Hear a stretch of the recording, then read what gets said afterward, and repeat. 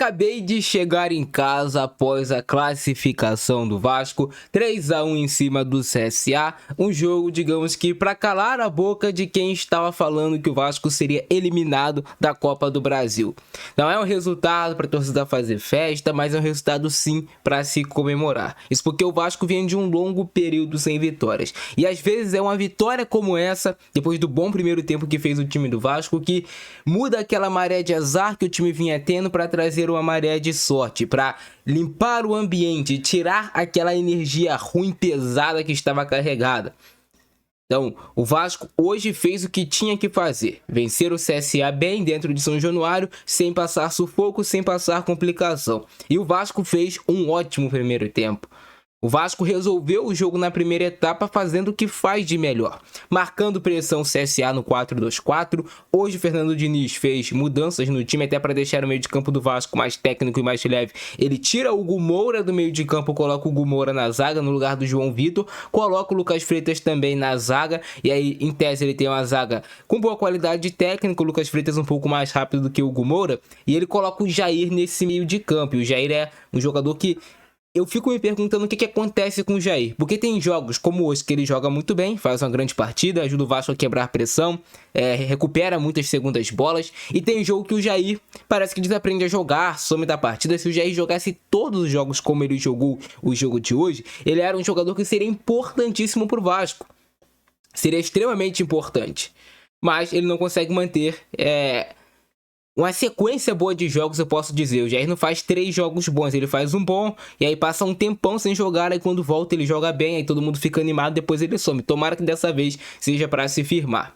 E aí o que ele fez, o técnico Fernando Diniz? Em alguns momentos, até no primeiro gol do Vasco, ele faz uma saída de 3 que é extremamente importante. Ele coloca o Lucas Freitas aberto pelo lado esquerdo, o Hugo Moura aberto pelo lado direito, e ele coloca o Jair entre esses zagueiros para liberar os seus 2 laterais. E aí vocês vão perceber para frente como isso vai ser importantíssimo. E aí o Felipe Coutinho baixa um pouquinho para ser uma opção de passe junto com o Tietê. Hoje o time do CSA estava marcando no 4-4-1, em alguns momentos no 4-4-2. E aí o Tietê aparecia para ser esse cara para receber a bola ali no entre-linhas do time do CSA, atrás desse segundo marcador. O Tietê recebe essa bola, o Vasco já consegue atrair uma boa quantidade de jogadores do CSA para o lado esquerdo, que é o lado de construção do Vasco. E aí o detalhe é o grande passe do Nuno Moreira de primeira, mas o Piton jogando como um lateral por dentro. Aí tem essa inversão, o Nuno é quem dá a amplitude no time do Vasco colado na linha lateral, e o Piton vem aparecer jogando por dentro. O Nuno dá um tapa de primeira com muita qualidade técnica, o Piton olha para a área, mapeia a jogada,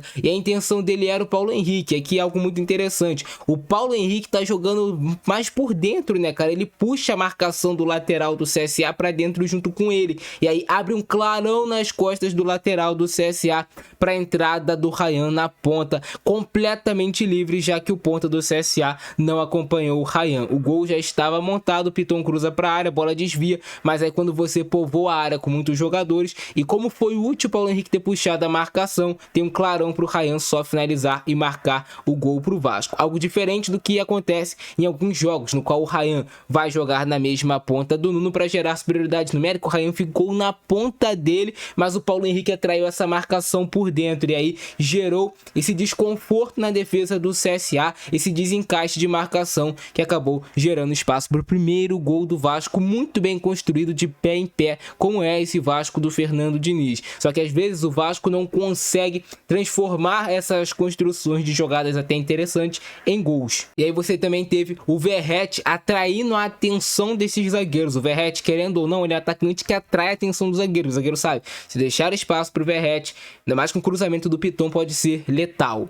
E aí, parabéns pro Ryan por marcar esse gol, e o time do Vasco construindo muito bem a jogada de pé em pé. Já no segundo gol do Vasco, o detalhe é o Tietê.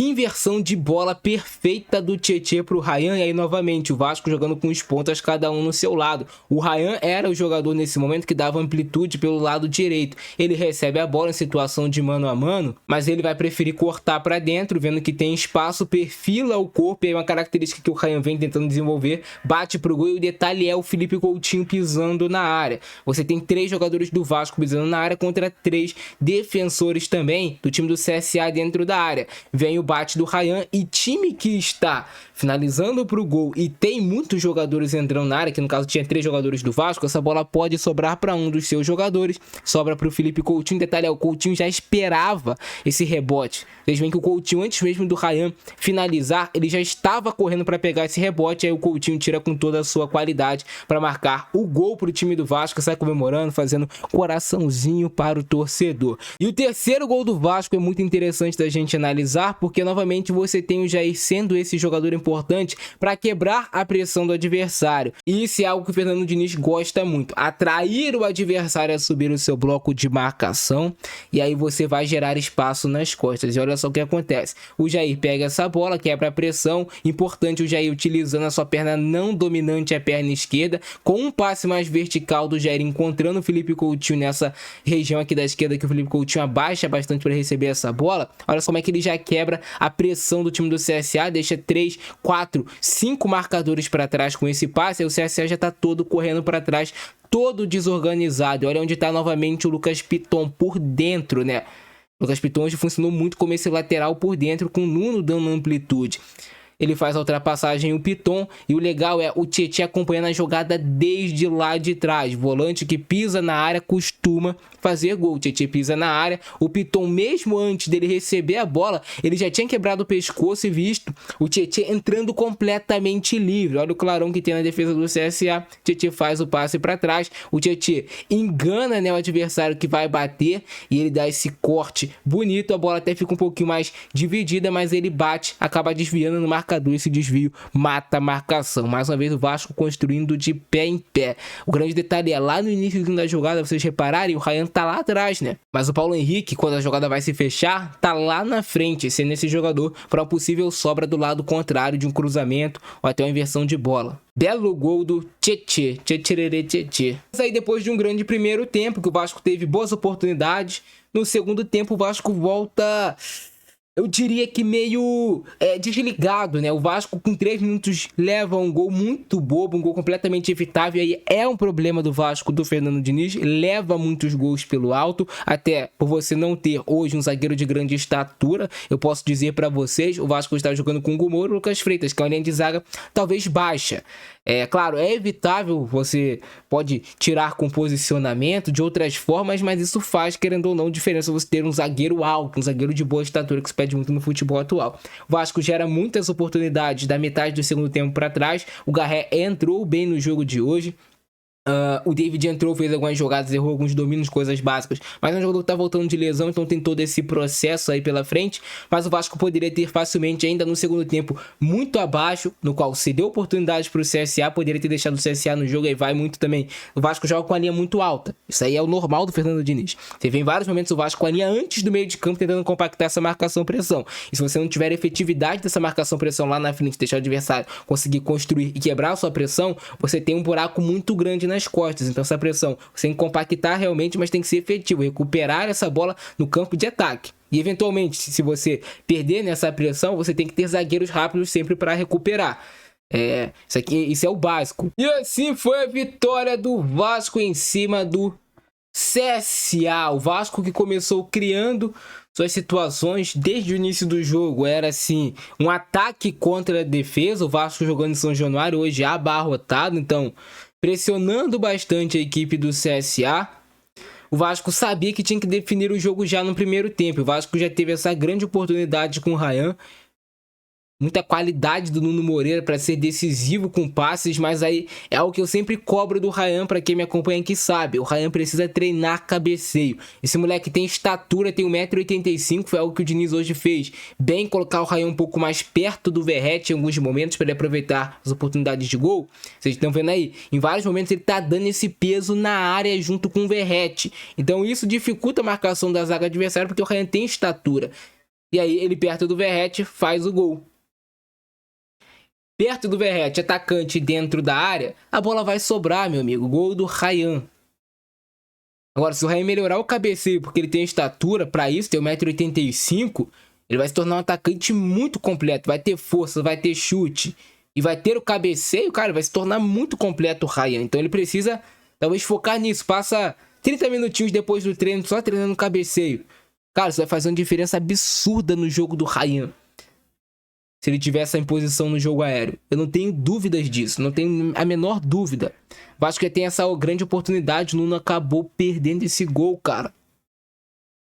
A bola ficou muito em cima do corpo dele, o Ryan tentou driblar o goleiro, né? Eu acho até que era lance pro Ryan ter finalizado, ter decidido aqui. Depois a bola ficou muito em cima do Nuno. Esse aí foi o gol do CSA, mas estava impedido, né?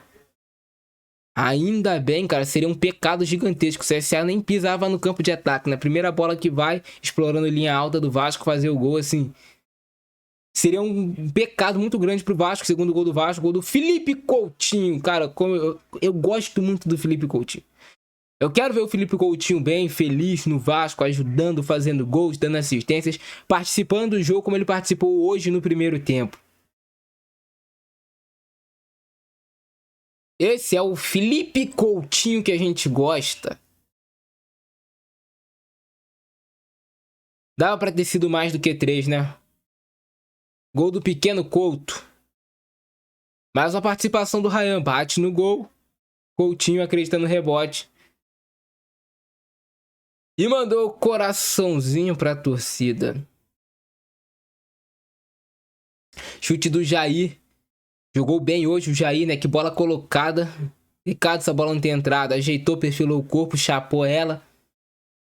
Mais a tentativa de chute do Ryan. O Ryan criou essa característica de chutar de média a longa distância. E é aquilo. Se o Ryan acertar o gol, tem a chance muito grande do rebote do goleiro. Ainda mais essa bola que cara antes. E aí, tem que ficar atento os jogadores no rebote. O gol do Tietê pra festa ser completa em São Januário. O Tietê merece esse gol. Porque o Tietê é o jogador do Vasco mais regular desde a chegada do Fernando Diniz. Ele é o cara que mais tem atuações nota 7. O Tietê não é aquele cara que ele vai ter uma atuação nota 10, acabou com o jogo, mas ele tá sempre ali, tirando nota 7, nota 8. Dificilmente tu vê aquele jogo do Tietê que ele erra tudo, que ele não consegue dar qualidade técnica. O Tietê é um jogador que em cada clube que ele vai diferente, ele se reinventa e vai construindo uma história, né? Mas agora, no segundo tempo, o Vasco voltou em uma marcha lenta que eu vou te contar. Até teve esse chute do Nuno, uma boa jogada, mas depois, meu amigo, parecia que o time do CSA tava querendo muito o jogo e o Vasco tava, sabe, a gente ganha quando a gente quiser. Isso não pode acontecer no Vasco. Em alguns momentos tu vê esse time do Vasco, quando a bola vai chegando próxima à área, perto do gol, o time do Vasco fica muito inseguro, cara. Fica muito inseguro pra se defender. Olha essa falha aí. É o Lucas Freitas que não consegue subir, né? Passa reto. Não pode acontecer. Zagueiro não pode passar reto uma bola dessa, porque senão tu completamente vende o goleiro. O cara cabeceia livre na marca do pênalti, ainda mais o zagueiro. Mas graças a Deus foi um gol do CSA só mesmo para ser um gol de honra, né? Mas aqui o Lucas Freitas não pode, cara. Não pode, né? Aí não pode o Lucas Freitas. Pelo amor de Deus. Chute do Coutinho. Tava na cara ali, né? Na meia-lua. Caiu na perna ruim, caiu na esquerda. Mas tentou, tem que tentar. Tava ganhando de 3-0. Mas o Vasco construiu. Olha essa chance do CSA. Essa aqui foi fruto do Vasco que tá jogando com a linha alta. Mas ainda bem, né, que o jogador do CSA aí não tem tanto refino técnico. Cortou pro meio, finalizou essa bola pra cima. Falta em cima do Jair. Vai vir a cobrança de falta do Felipe Coutinho. Quando o Jair compactava essa segunda bola pra recuperar, né, tava sendo muito importante. Eu acho que fica muito nervoso quando tá sendo pressionado, cara. É impressionante. Os jogadores não têm a menor calma pra colocar a bola no chão e acalmar. Essa chance que perdida pelo Garré é absurdo, né? Não pode perder uma chance dessas, Garré. Depois ele até finaliza relativamente bem. Mas talvez ele poderia não ter dominado a bola, ajeitado, tentado driblar. Ele poderia talvez ter batido de primeira, quando o goleiro errou, né? Mais uma chance pro Vasco. Aí o Verratti acabou se chocando com o goleiro. O Vasco tem que acertar melhor esse cruzamento, cara. Principalmente o Paulo Henrique. O Paulo Henrique tem força, tem velocidade, precisa acertar melhor. Cobrança de falta perigosa aí do CSA. E vai ser basicamente isso. Vai ter mais um chute do Garré ainda, né? Garré entrou bem no jogo, bateu. O goleiro defendeu. Garré é um jogador que chegou com tanta expectativa no Vasco e ainda não conseguiu ter uma sequência, né? Tomara que agora vá. Mas é isso, Vasco classificado. Esse é o nosso vídeo de hoje. Eu vou ficando nessa, abração do Frentista, que nós fui.